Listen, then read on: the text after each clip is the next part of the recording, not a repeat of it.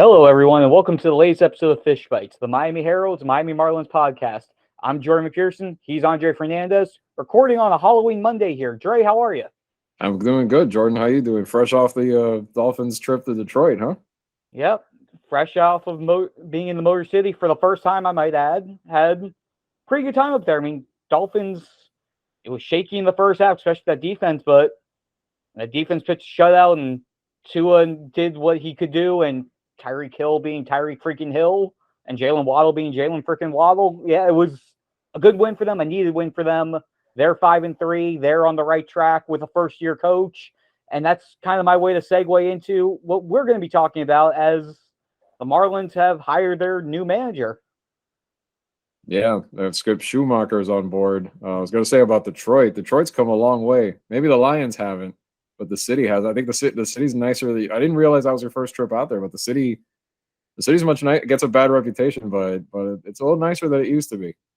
Yeah, no, yeah, it wasn't bad. No, I enjoyed it. I mean, I didn't get as much time to explore as I would on, say, a baseball trip. I was only up there Saturday and Sunday, and then flew back first thing today, Monday morning. But I had fun. Again, I'm going to be back there at least some point next couple of years when the Marlins face Tigers. So, right. And again, that's one of the 7 ballparks I have left to get to. So it'll definitely be on my checklist. I've done Comerica. It's a nice one. That's for sure. I mean, it's pretty good, not just in terms of the baseball park, but the amenities and whatnot. It's a good one. It's a good stop. So, but yeah, going back to the Schumacher hire. Yeah, I mean, we talked about kind of like what they were thinking, right? A younger guy, kind of a hire that probably wouldn't cost too much, but a guy who they hope has that philosophy that they're looking for, and it seems like he's analytics guy in a sense too, which I know that's obviously the trend that a lot of teams have gone and they're going towards. And, the manager job itself, we've talked about this, the way that's changed. And now this is more, analytics driven by that. So I think as long as Skip seems like a guy, at least from reading about him, that kind of could have the similar, even though he doesn't have the managerial experience, could evolve into maybe some of the qualities that benefited the Marlins from Don Mattingly in terms of how he relates to players, how he handles situations with players behind the scenes, that sort of thing. I mean, he's kind of been that glue guy, as a player, maybe not like necessarily an all-star, but one of those guys that that every team needs. Every team needs at least one, Skip Schumaker type. And then you could see it on the teams that, won championships that he was on. He was valuable. It was valuable. And then, if he becomes that version of what he was as a player, as a manager, then I think he's a good fit. And then I think he would be successful, throughout his career, which obviously this is going to be his first opportunity. He's got, as an organization, I won't say him only, but as an organization, obviously they have a big task ahead of them to turn this thing finally around if they finally do. But all in all, we'll see where it goes. We'll see if it was, let's look at it, open-minded. Let's see what he can do. Let's see what contributions, how much benefit they'll have as a franchise. But in the end, like we've talked about and probably are about to talk about again, it's going to come down to, moves they make in the front office this offseason. And especially, and something I want to hit on this week for sure, is the player development side. Because I think a lot of these things, I think we say that they've missed a lot on some of these prospects, but at the same time, you have to develop said prospects too. So and that's the key right there. Yeah, definitely. And to get on my side of the evaluation of the Schumacher hire, I had a chance over the past week. I talked with a couple people close to him from the early stages of his career before he became a big leaguer. I talked with his high school coach back at Aliso Miguel High School in Southern California, Mike Chapman, and his coach at University of California, Santa Barbara. Both of them basically gave the same thoughts of the guy that you saw in Major League Baseball during his career, his 11-year playing career, 8 years with the Cardinals, 1 year with the Dodgers. Ironically enough, that 1 year with the Dodgers being managed by Don Mattingly, and then 2 years with Cincinnati Reds. He was always the guy who kept his nose in the ground, kept doing his work, was grinding to do whatever he could. And always had that little chip on his shoulder. He was an undersized player, so he knew that he had to put in the extra work just to get to where he wanted to be. And they saw that resonate ever since. His high school coach specifically, my favorite quote that I got from him was, and I'll just read off here from the story that I posted up on Sunday. I can't even tell you the number of times, regardless of whether we were doing a base running drill, an infield drill, or we were playing wiffle ball in the mud because the fields got shut down, I would look at everyone and say, guys, you see what Skip's doing? Just do it like that. And it basically, that's sort of been the mantra of Skip Schumaker's career is he may not, like Andre said, he may not be the all-star. He may not be the top of the order or the cleanup hitter, but he's going to be the guy that you're probably not going to outwork. That was the epitome of his playing career. That was the epitome of what he did once he moved over to the player or the front office and coaching ranks. And now we'll see if he's able to translate that into what he's going to do in the managerial role. And the interesting part on my end, two parts. He is, I believe, the first manager who was a player during the StatCast era. His last year was 2015, the first year that StatCast was implemented. So he has the experience from both sides of it as a player and as a coach for the StatCast side of it with the technology. But he's also played enough so where he has the old school mentality. So to see how he can balance both of those from having the experience both as a player is going to be interesting to see how he uses that on the managerial side. And then secondly, while he has done all this stuff, again, I'm interested to see what happens now that if he's able to keep that mentality that he has while he's the guy, the person that when decisions are made, good, bad, or indifferent, he's going to be zeroed in on for why the decisions are made, at least on the in-game moves, even though we know a lot of managerial decisions may not directly be made by him. He is going to be the one that the spotlight's going to be on. So to see how he reacts with the spotlight on him is going to be something that I'm going to be watching, especially during his first year, to see how he adjusts, how he adapts, and how he handles it. That to me is going to be a key for obviously not just this first year, but to sort of set the table for what could be the rest of his managerial career moving forward. Yeah. I mean, ironically, I know I mentioned Mattingly and some of those qualities, and that's right. And I thank you for reminding me that he might have picked up on some of that stuff from playing for Donnie. So, but I yes, and to me, yes and no. I mean, I'm not saying off, but to me, I think even more important is that behind the scenes stuff, how he can kind of, it's more managing the players off the field in a sense nowadays than on the field, really. Because he's got to be the clubhouse guy. Like, to me, if he brings all those things to the table, then they'll be okay. I think that, and a lot of that, I think that value too. I mean, he sounds like the underdog guy for what's going to be an underdog team. Yes. More often than not. And I mean, if you're looking for that kind of fit, then it's a home run, no pun intended, I think, in that sense. But when we're talking the critically important issues on this team, it goes back to the front office. It goes back to, we were talking about before, player development and getting the most out of these prospects, identifying them first off and hitting more often than not.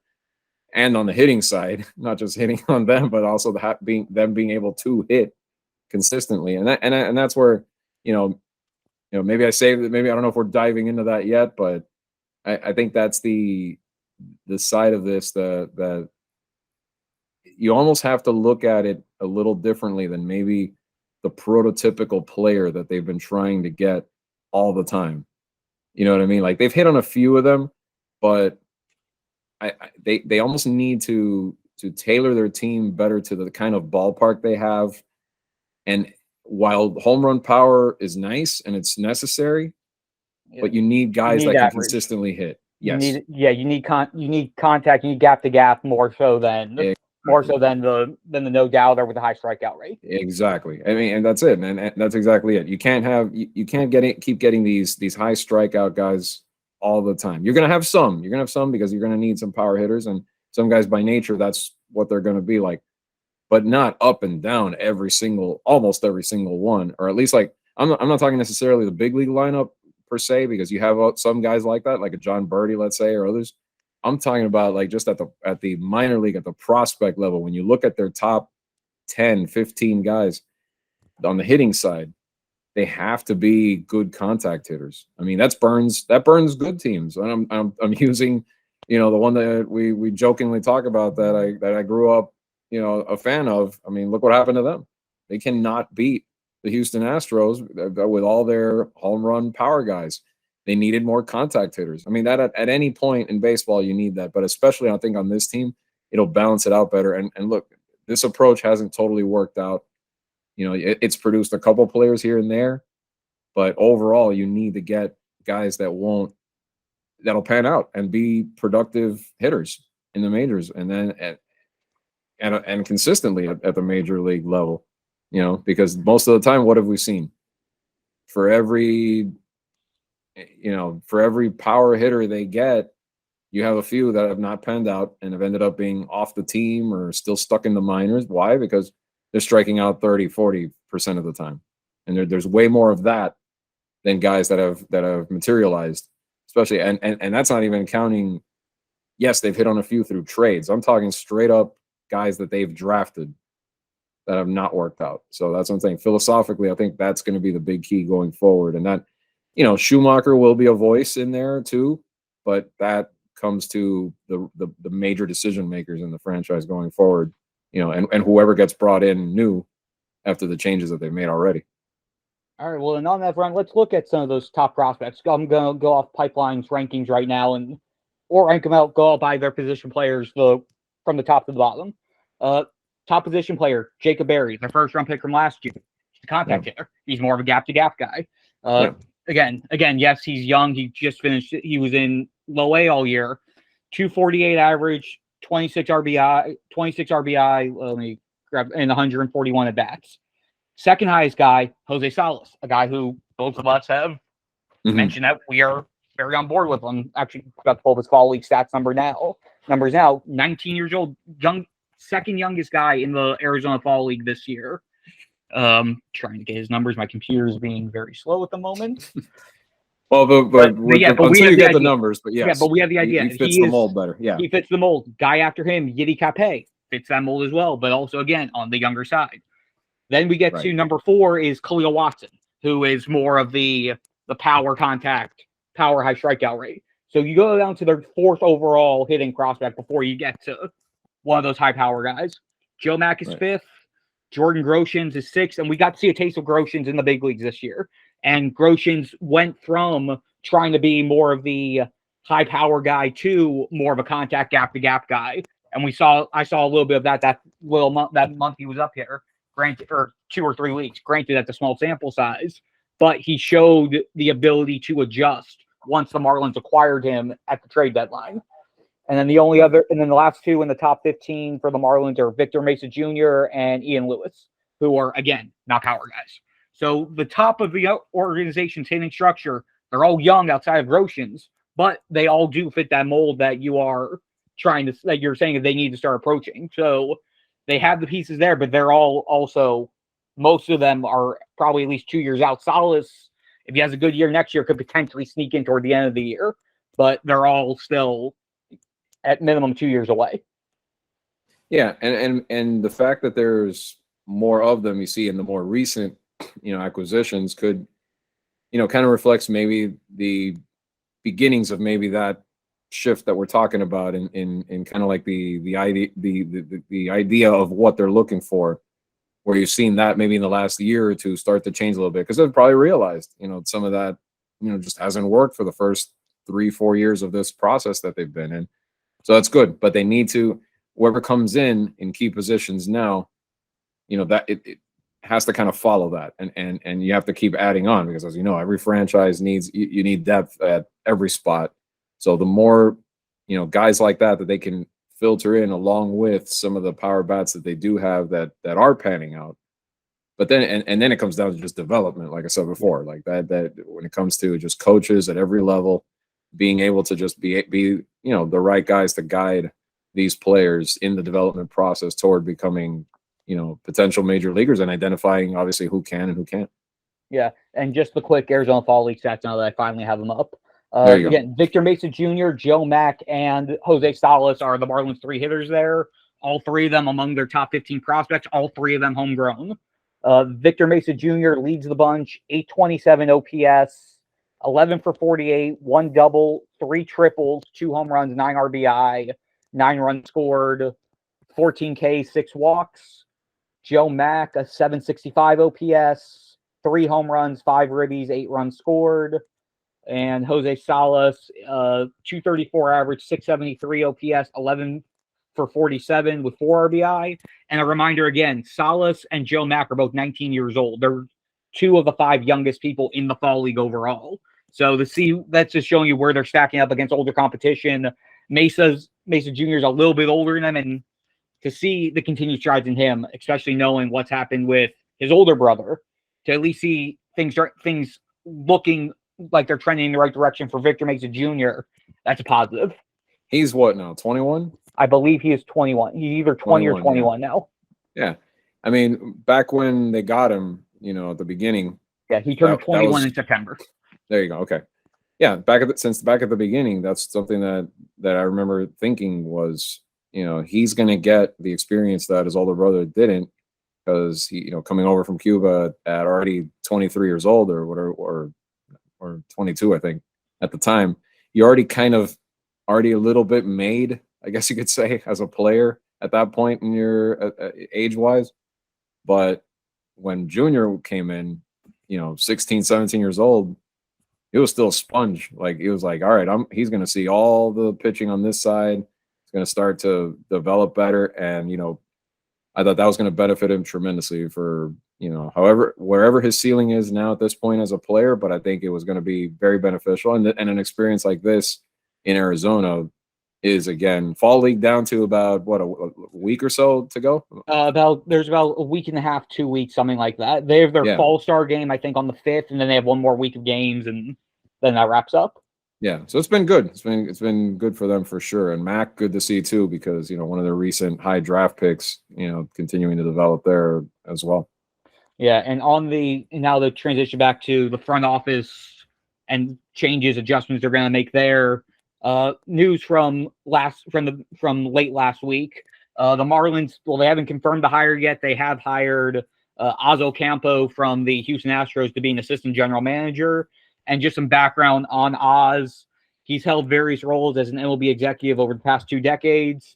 Most recently, he was the Astros international cross-checker this past season. It was his second stint with the Astros. Before that, he led their international scouting department from 2012 to 2017. And he had a prominent role in signing all of the following players for the Astros: Framber Valdez, Christian Javier, Jose Urquidy, Luis Garcia, Yuli Gurriel. All those guys are pretty good. Yeah. They're all about to get rings in a few days, possibly. Yes. So, no, yeah, I mean, he comes from an organization has been, hate him, like him or hate him, they've been top notch in terms of acquiring talent. That's for sure. You can't take that away from them. And we've seen how important that is. I mean, the Marlins international scouting has improved in recent years. It used to be terrible.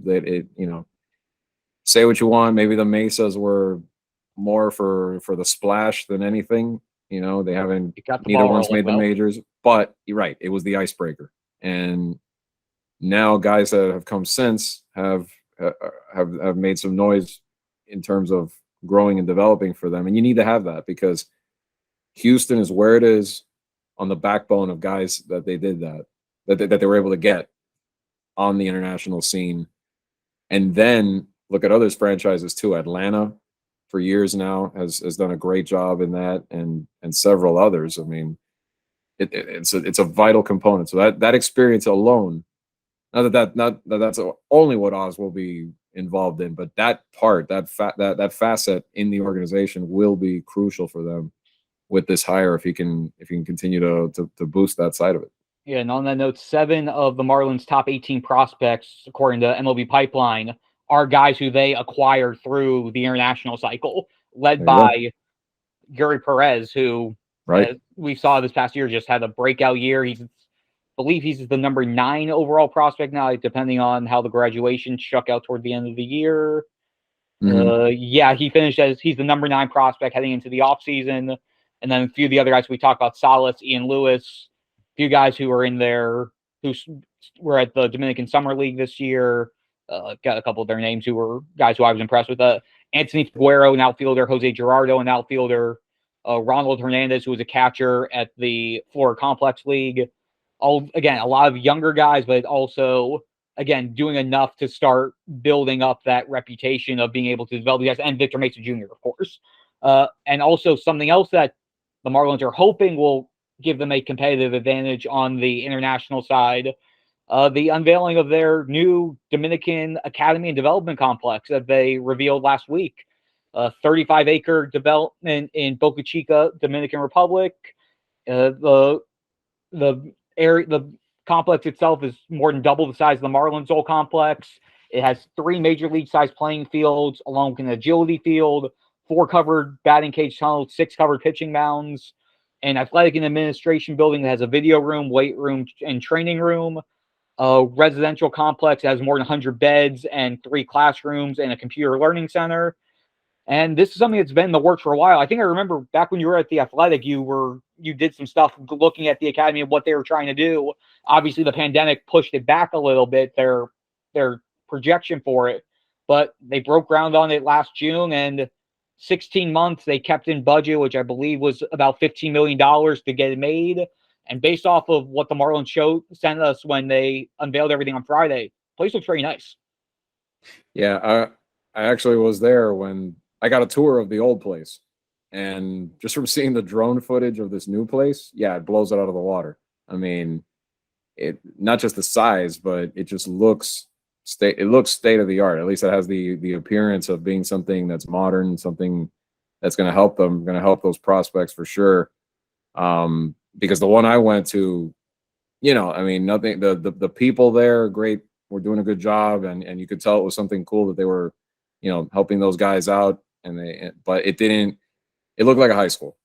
To be honest with you, it looked like like any old place you could see. They had facilities and whatnot inside, but this is going to be, yeah, if it's 3 times bigger, it's going to be 3 even more times probably better for them in that sense, and good to see too, because we talk all the time about the things this franchise, the challenges this franchise has, but if they can maintain something like this, it's only gonna help, especially on the side that we just talked about, on the international side, where they're trying to get more and more talent, from the Dominican and other places. This is just, you can't go wrong with something like this. This only helps. So yep. It's good to see, especially like you said. I mean, for me, it was interesting because you talked about when I was there a few years ago. It was kind of cool now seeing the end game of it, because everything back then was just them being optimistic and excited, and it was, there was nothing. It was just the plan. Now it's kind of cool to see it come to fruition, even if it did come maybe like a year later than they hoped. Yeah, no doubt about it. And then to wrap up this episode, just some housekeeping, some key dates to pay attention to. Tuesday, so the day this podcast airs, Gold Glove Awards are announced. Miguel Rojas, as we mentioned last week, is a finalist at shortstop, along with the Braves' Dansby Swanson and the Padres' Ha-Seong Kim. On the 7th, Cy Young Award nominee finalists are announced. Pretty sure we all know which guy is going to be among the 3 finalists for the National League. And while the Marlins haven't officially announced it, it's looking like Thursday, or at some point this week, but Thursday will be the day, based off World Series dates, that Skip Schumaker will make his debut and be introduced to the media. So when he does get introduced, we will definitely have the story cover from all angles over the few days afterwards. And then once the World Series ends, 5 days after that is when Jorge Soler has to decide whether or not he's opting into his player option, $15 million. Spoiler alert, even though it's not official, I would be very surprised if he doesn't take the $15 million option. And then the Marlins have the rest of their decisions to make with their roster, particularly trimming their 40-man roster from the 48 that it is now, with all the guys on the 60-day IL, down to 40. So they're going to have to find a way to clear out 8 guys very quickly after the World Series ends. There are some guys that are easy decisions to make just looking at it from where the roster stands, but could be a few interesting players DFA at the end of the day. When all that happens, we'll break it down. We'll have the analysis, and we'll talk about it on here as well. But for now, Schumaker, if it's not Thursday, I mean, I guess it would have to be next week because Thursday's the in-between Game 5 and Game 6. So then after that, your next chance would be Monday. But we'll have it for you one way or the other. Unless the Phillies or Astros sweep the 3 games in Philly. Right. Exactly. Yeah. And the way that series is going, that's just going to be the off day. And then, it'll get decided the day after, or the day after that, maybe. Yep. What a great first 2 games, though. What a great game 1, especially. That was. Yeah.